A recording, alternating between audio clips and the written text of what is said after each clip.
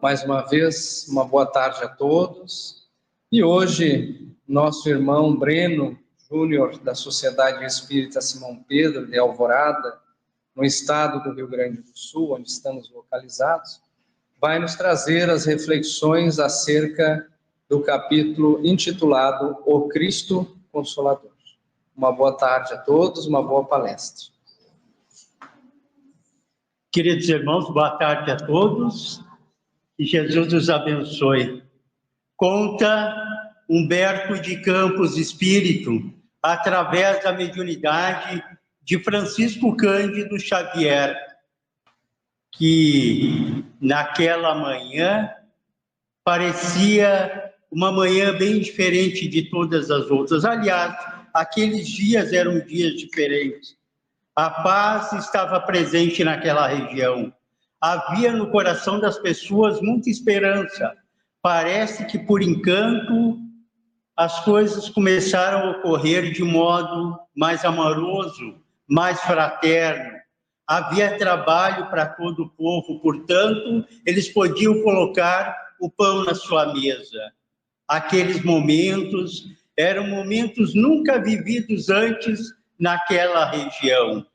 A Palestina foi aquele local previamente preparado, de acordo com as informações de Humberto de Campos, pela espiritualidade superior, para se adequasse o ambiente para a chegada do Cristo. O Cristo que viria logo em seguida teve como preparação o ambiente de grande amorosidade e fraternidade entre as pessoas. A Palestina, uma região bastante vasta, dividida em três partes. Bem ao norte da Palestina existia a Galileia, ao centro da Palestina a Judéia e bem ao sul Samaria. Aquelas três regiões foram regiões visitadas pelo Cristo oportunamente. De um modo todo particular, lá ao norte, a Galileia. O Cristo esteve lá dezenas e dezenas de vezes. E lá, daquele local, é que vieram os seus discípulos mais próximos, mais diretos. E é interessante referir que a Galileia era uma região bastante simples, formada por pessoas humildes, eram pescadores, pequenos agricultores, pastores de ovelhas. Lá na Galileia existia aquele lago, na verdade era um lago que se chamava de Mar da Galileia, se chamava também de Tiberíades, ou se chamava de Lago de Genezaré. Dizem os historiadores que aquele lago imenso representava umas 3 vezes o tamanho do nosso Lago Guaíba. Então era um lago bastante grande. Ao redor daquele lago se formaram várias cidades. Uma, especialmente, o Cristo esteve o maior número de vezes, que era Cafarnaum. Cafarnaum, aquela cidadezinha bastante pequena, e onde morava Simão Pedro e sua família. O Cristo esteve lá várias vezes. Mas nós encontramos ao centro da Palestina a Judéia.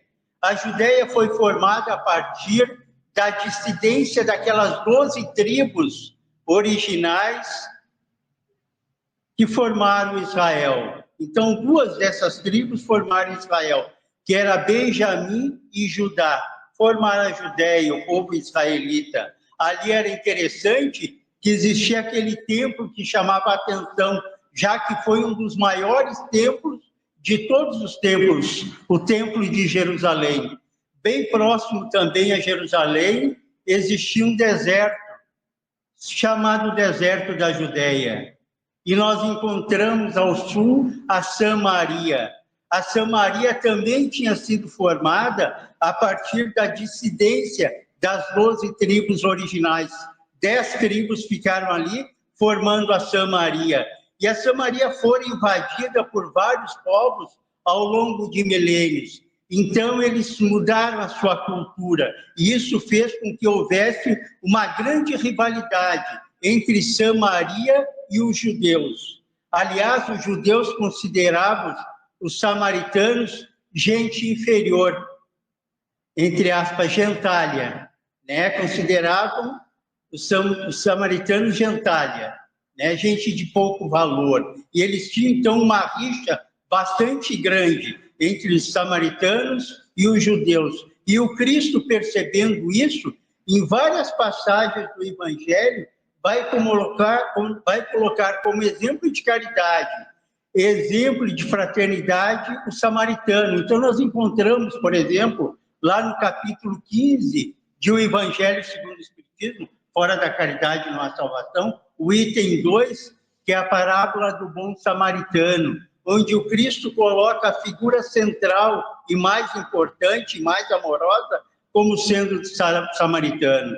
Então, era nessa região que tinha sido preparado previamente pela espiritualidade superior para que o Cristo pudesse vir.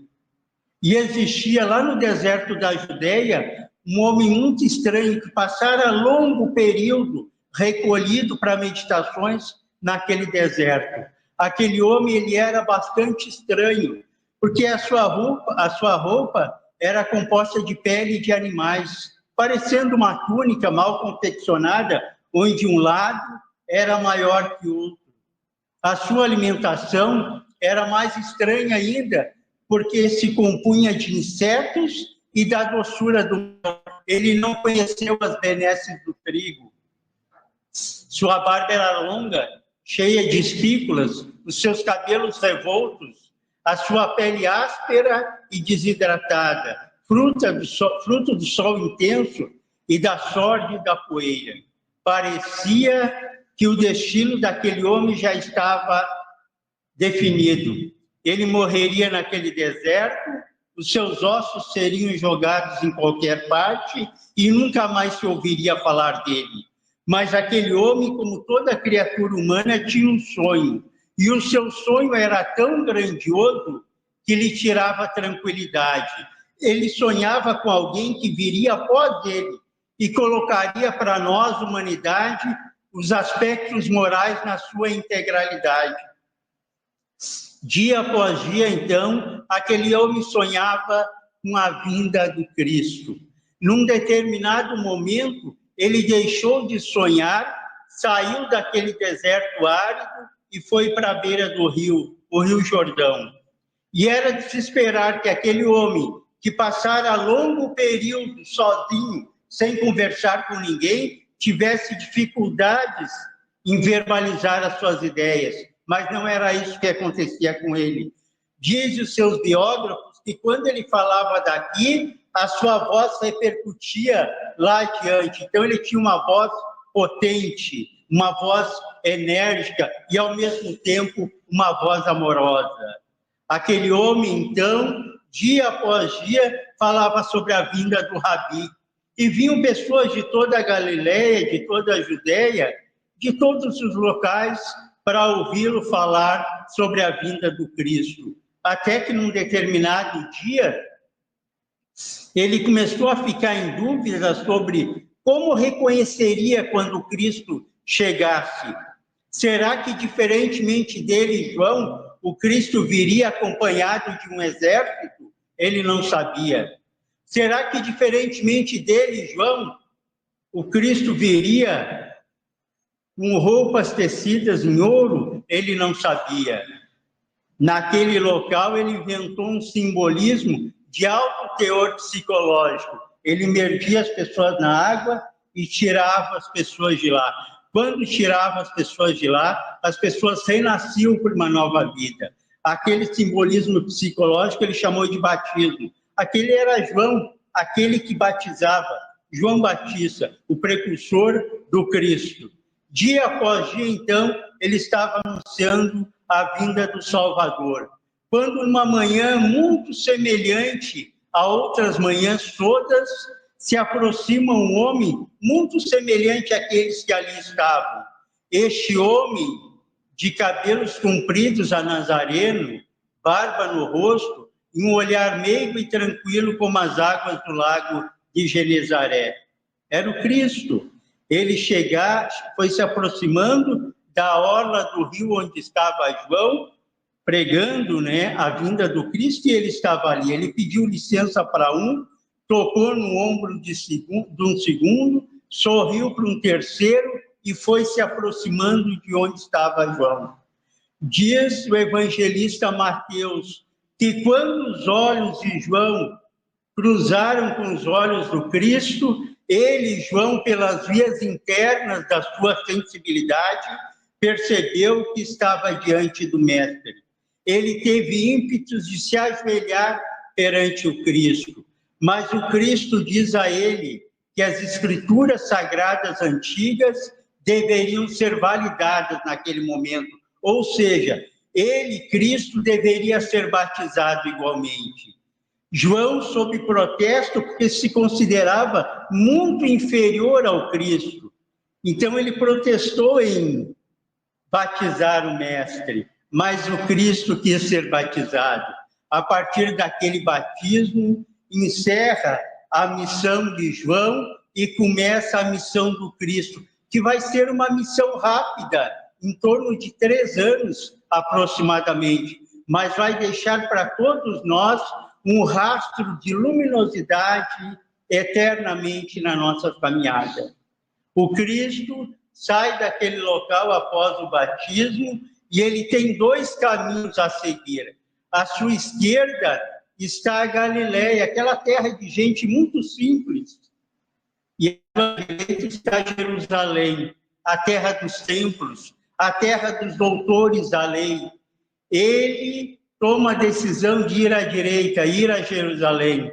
Lá em Jerusalém, ele vai dizer e contar da sua missão, do estabelecimento da Boa Nova aqui na Terra. É ridicularizado pelos doutores da lei. Após isso, ele volta e vai à Galileia. Na Galileia, ele se identifica plenamente com aquelas criaturas tão amorosas e tão simples. E ele vai à cidade de Cafarnaum. Em Cafarnaum, ele vai no local chamado coletoria, onde tem um homem lá que é coletor de impostos, é um publicano, é um funcionário público de Roma. Era um dos únicos que sabia ler e escrever ao tempo do Cristo. E o Cristo vai fazer um convite àquele homem, com este convite mudando a sua vida. Vinde a mim ser contadores de homens no reino dos céus. Aquele homem deixa o seu trabalho como coletor de impostos, como publicano, e vai seguir o Cristo, mudando a sua vida, mudando, inclusive, o seu nome. De Levi, ele passa a se chamar Mateus. E vai ser um dos primeiros a deixar o seu evangelho, o evangelho de Mateus. Já que ele sabia ler e escrever, ele acompanhou o Cristo a partir dali e começou a anotar, fazer as anotações que posteriormente formariam o seu evangelho. O Cristo sai daquele local chamado coletoria e vai à orla marítima de Cafarnaum. Lá na orla marítima, ele faz o convite àqueles 2 homens que iniciavam o seu trabalho de pesca. Estavam lá preparando as redes, o barco, para ir pescar. Aqueles homens se chamavam Simão Pedro e André. E para aqueles homens ele faz um convite que mudará as suas vidas. Vinde a mim ser pescadores de homens no reino dos céus. Aqueles 2 deixam seu trabalho de pesca e irá seguir Jesus. Mais adiante, na mesma orla marítima, ele faz um convite àqueles 2 mais jovens dos seus discípulos da primeira hora, João e Tiago. Faz o convite e aqueles 2 largam as suas redes e vão seguir o Mestre. Havendo uma incompreensão de seus pais Zebedeu e Salomé, que não entendem como deixar um trabalho rentável, um trabalho que era o seu ganha-pão, para seguir alguém que eles nem conheciam muito bem quem era. Mas eles seguiram e isso transformou a sua vida. Mais adiante, na mesma orla marítima, ele vai fazer o convite a Filipe. E para Filipe ele simplesmente diz: segue-me. e Filipe deixa seu trabalho e segue o mestre. Então, a partir dali, o Cristo começa o estabelecimento da Boa Nova para a humanidade. Ao final dela, naquele sábado que antecedia a Páscoa, ele chega a Jerusalém para os últimos momentos da sua missão.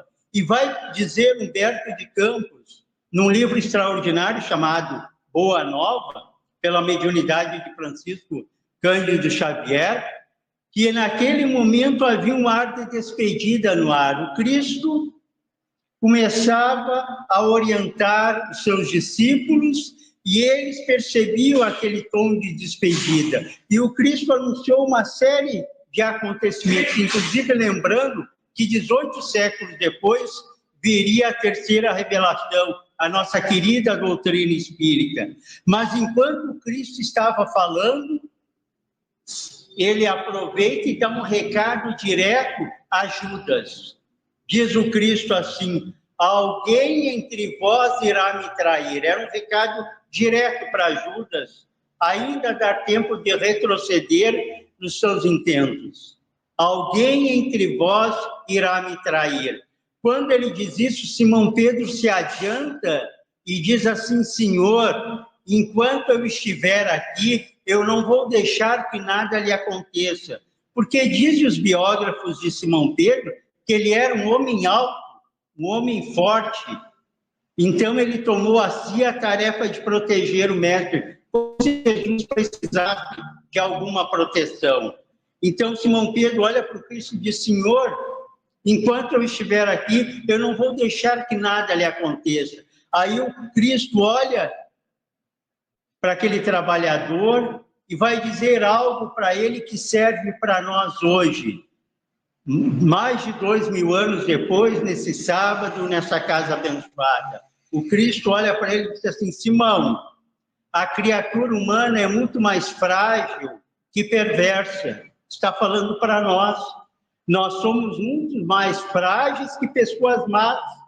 E qual é a nossa fragilidade, que era a mesma naquela época? Muitas vezes a pouca fé.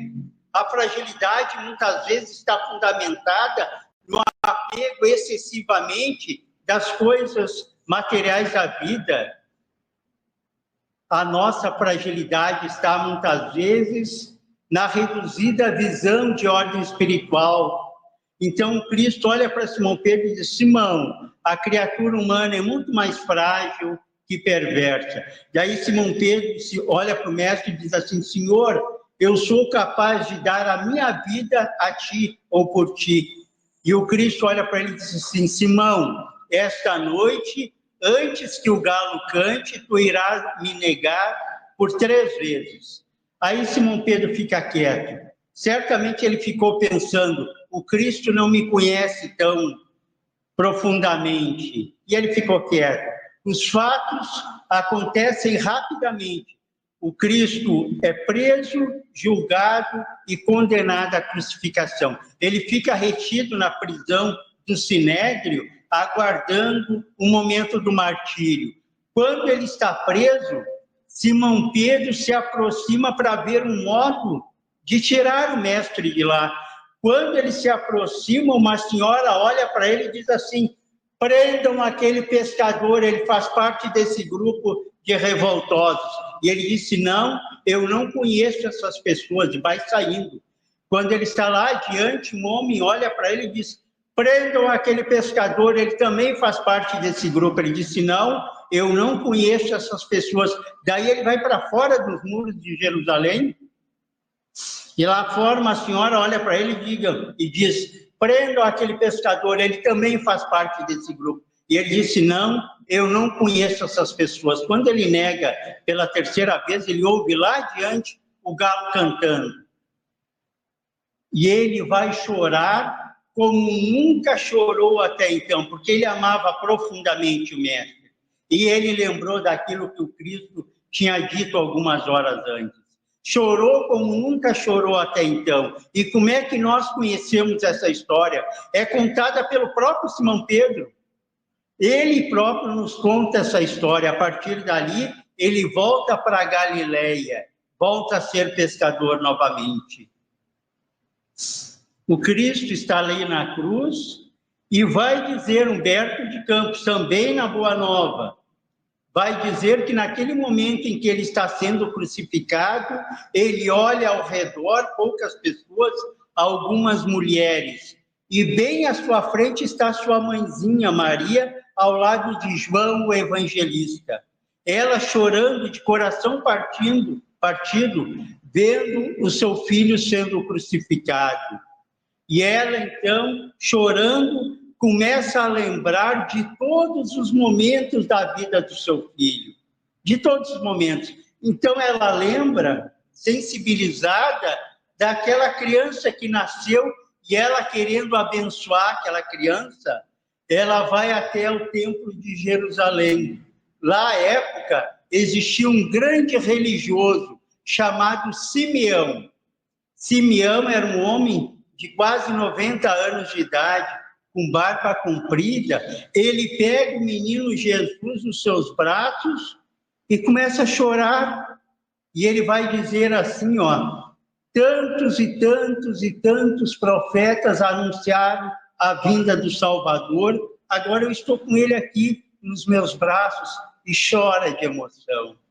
Mas vai lembrar Maria igualmente daquele menino caminhando dentro de casa, sendo a alegria daquele lar. E vai ela igualmente lembrar dele agora com 8, 9 anos de idade, pequenininho. E ela vai procurar um menino dentro de casa e não o encontra. Daí ela vai para a estrada mais próxima e vê aquele pequenininho orientando os malfeitores da região.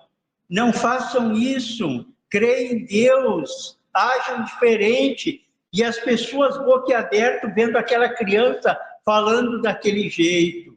Mas vai lembrar ela também daquele adolescente, o Cristo, um adolescente tão diferente de todos os outros. E ela, preocupada com o futuro do seu filho, ela vai ao Templo de Jerusalém pedir uma colocação para o menino. Era um menino inteligente, era muito esperto, certamente haveria um trabalho para ele lá no templo, já que a época do Cristo, o Templo de Jerusalém contava com aproximadamente 1000 funcionários. Haveria um lugarzinho para ele. Quando ela volta do Templo de Jerusalém, o Cristo está bem na entrada de casa. E o modo como ele olha para ela, ela percebe, né, que ele sabe onde ela foi, ele sabe o que ela foi fazer. E aí ele olha para ela e diz assim: mãe, acaso não percebe a minha aproximação com Deus? E ela, querendo se justificar, irá dizer assim: meu filho, eu só estava preocupado com o teu futuro. Mãe, acaso não percebe a minha aproximação com o mais alto? A partir de amanhã, diz o Cristo, eu vou trabalhar na carpintaria com meu pai. A partir do outro dia, era muito comum se ver aquele jovem envolvido lá com martelo, com serrote, com madeira, sendo a alegria naquele ambiente de trabalho. Porque ele sempre tinha um sorriso para um, ele sempre tinha uma palavra de consolo para o outro, ele sempre tinha um esclarecimento para o terceiro. Era uma alegria naquele ambiente, até que o tempo passa, ele inicia, então, a sua missão, que foi breve, como eu disse, e naquele momento Maria está ali de coração partido, vendo seu filho sendo crucificado. Quando Cristo volta para a realidade espiritual, Maria, junto com João Evangelista, vão para uma cidade chamada Éfeso, às margens do mar Egeu. Atualmente as ruínas de Éfeso ficam na Turquia. Eles vão para lá. Maria, junto com João Evangelista, antes de ir para Éfeso, eles procuram nas ruas de Jerusalém um menino chamado Inácio. Esse menino aparece no nosso Evangelho segundo o Espiritismo, lá no capítulo 8, bem-aventurados os puros de coração. Vocês lembram da passagem? Quando Cristo chama as crianças para abençoá-las. Entre essas crianças, havia um menino que era morador de rua, chamado Inácio. O Cristo abençoa aquela criança. Então, Maria, junto com João Evangelista, vão procurar nas ruas de Jerusalém aquele menino. Eles encontram o menino e vão os três para Éfeso. Maria, mãe de Jesus, João Evangelista e Inácio. Maria fica na cidade de Éfeso, enquanto que João Evangelista, junto com Inácio, vão pregar o Evangelho em todo o Oriente. Maria funda naquele local uma igreja primitiva. O que era a igreja primitiva? Era um local muito semelhante à nossa casa espírita. Era onde se estudava o Evangelho, onde se fazia a caridade, onde se ventilava a vida do Cristo. Ela fica ali naquela casa, em Éfeso. Quando ela fica ali, ela é reconhecida pelas pessoas da região. Ó, lá está a mãezinha do Cristo. E daí, a partir do dia seguinte, era comum ver aqueles peregrinos buscando a orientação daquela mulher tão santificada no bem. Quem é que não gosta de uma palavra de consolo, de uma mãe tão amorosa como aquela, de uma criatura tão santificada como Maria? Então, no outro dia, era comum ver aquela fila de peregrinos buscando orientação, buscando consolo. Ela atendia um a um daquelas criaturas que batiam à sua porta. À noite, sozinha, ela chorava de saudade do seu filho Jesus. No outro dia, aquela fila de peregrinos, e ela tinha mais ou menos o que falar a cada um deles. Meu filho, isso também passa. As dores passam, as dificuldades passam. Isso também passa. Ela, então, orientava dia a dia as pessoas, até que num determinado dia, muito semelhante a outros todos, está ela lá atendendo aquela fila de peregrinos. Quando chega o último, ela já está cansada e ela vai falar, mas é o peregrino que fala antes. E ela reconhece aquela voz. Ela olha para os punhos, as marcas, ela está em presença do Cristo. O Cristo está ali. Ela tem ímpetos de se ajoelhar perante o Mestre, mas é ele que se ajoelha perante sua mãe. O governador espiritual do nosso planeta, ajoelhado perante a sua mãezinha. E ele irá falar, irá dizer da misericórdia divina, irá lembrá-la de que nenhum de nós é um coitadinho jogado à própria sorte, não. Cada um de nós tem Deus. Existe a espiritualidade superior que guia a nossa caminhada. E ele fala, fala e fala. Logo mais à noite ele vai, ela fica sozinha e mais tarde ela desencarna naquele local. Quando ela desencarna, uma pleiade de espíritos superiores estão ali para recepcioná-la na espiritualidade. E eles perguntam o que é que ela quer, onde ela quer ir, e ela diz assim, ó, eu sei que neste momento em Roma estão sendo martirizados cristãos, eu quero ir até Roma. Maria, acompanhada daquela pleiade de espíritos superiores, vão a Roma, a cidade eterna. Chegando a Roma, eles vão a uma prisão onde tem crianças, jovens, adultos, idosos, aguardando o momento para entrar no circo romano e ser martirizados. Ela observa que bem ao canto da prisão tem uma jovenzinha. Ela se aproxima dessa jovem e esta jovem, pelas vias mediúnicas da sua sensibilidade, percebe aquilo que Maria vai dizer. Maria olha para ela e diz assim, filha, não temas, nós estamos aqui, cante, filha, cante. E aquela mocinha começa a cantar essa canção dos hinos religiosos à época, é seguida por todos aqueles que ali estão. Eles entram no circo romano cantando, sabendo que chegou a hora do martírio, mas sabendo igualmente que estão sendo sustentados pela espiritualidade superior. Eu disse há pouco que quando Cristo volta à realidade espiritual, Maria, João e Inácio vão à cidade de Éfeso. Maria fica ali e João Evangelista, junto com Inácio, vão pregar o Evangelho em todo o Oriente. Aquele menino chamado Inácio se torna um dos maiores trabalhadores em nome do Cristo. Um extraordinário trabalhador em nome do Cristo.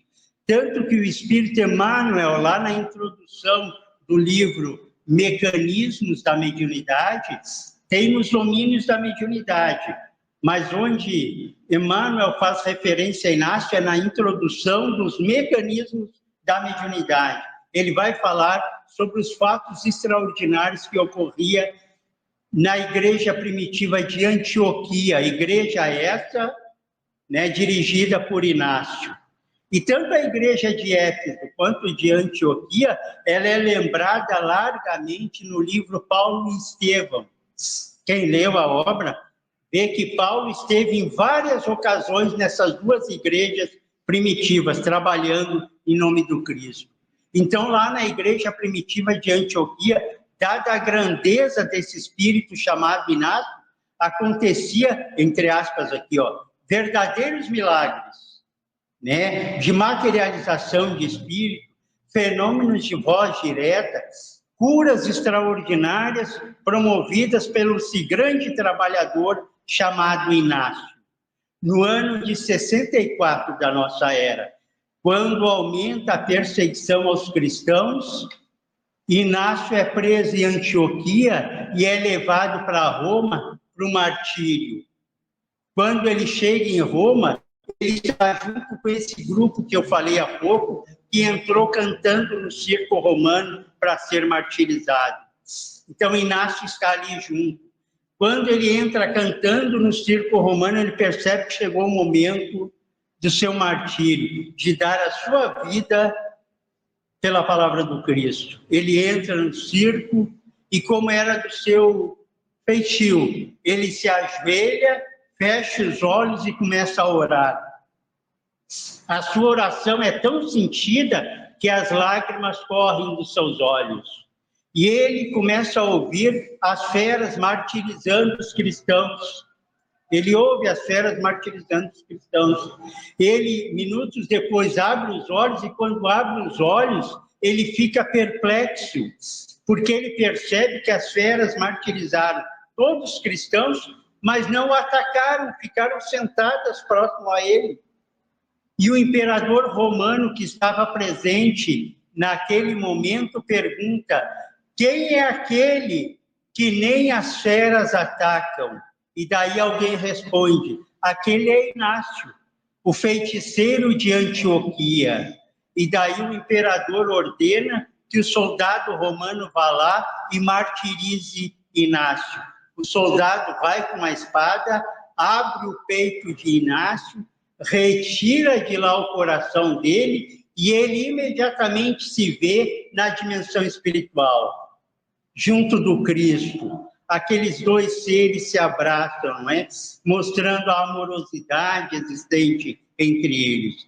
E os médiuns videntes, a partir daí, quem são os médiuns videntes? É aquele médium que tem possibilidade de ver na dimensão espiritual.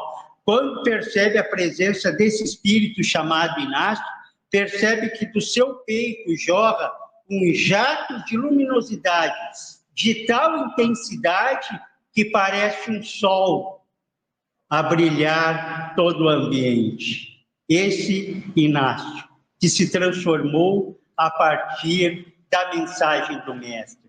Mensagem esta que é um convite constante para todos nós, para que nós possamos continuar a nossa transformação no bem.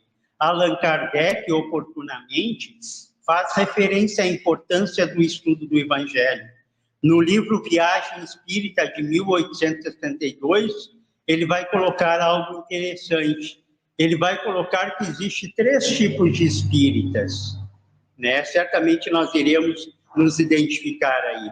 O primeiro tipo de espírita é aquele espírita curioso. É aquele que vem à casa espírita por curiosidade. Ele acha que vai ver dentro da casa espírita o espírito correndo daqui para lá, ou de baixo para cima. Ele acha que vai ver esses espíritos. E por via das dúvidas, ele senta bem perto da saída. Não é o caso dos nossos irmãos lá. Mas senta perto da saída para ser mais fácil ir para a rua, né? Então, para ser mais fácil para a rua. E tem o segundo tipo de espírita, no dizer Kardec, que esse a gente encontra com muita frequência dentro da casa espírita, que é aquele espírita que, quando a gente termina a palestra, a gente vai saindo, vem a nossa irmã e diz: que palestra esclarecedora que o senhor fez, uma pena que meu marido não estava aqui. Ou então nós estamos saindo e vem ele e diz, né, ou vem ele e diz: que palestra, é uma pena que minha esposa não está aqui. E às vezes, quando a gente está falando, um cutuca no outro, a gente observa, né? A palestra é para ti.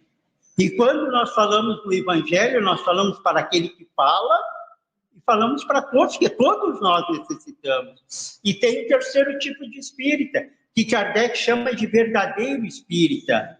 É aquele, e eu gosto muito da palavra que Kardec usa, ele usa uma palavrinha, é aquele que se apropria do conteúdo espírita, se apropria, toma conta do conteúdo, porque nós viemos a casa espírita com um único objetivo, que é de se transformar. Então nós temos que nos apropriar do conteúdo da doutrina, para que depois, quando a gente for sair pelaquela porta, a gente possa sair melhor do que aqui quando nós chegamos. Então nós temos que nos transformar. Esse é o convite do Cristo. E a gente faz esse convite especialmente nesse mês, que é o mês de dezembro, que é o mês que a gente está mais sensível, porque o Cristo vibra mais no nosso coração nesse mês. Então a gente está mais com mais emoção, com mais sensibilidade pelo aniversariante do mês, que é Jesus. Desejo a todos os amigos e amigas um Feliz Natal e um Ano Novo repleto de paz. Muito obrigado a todos.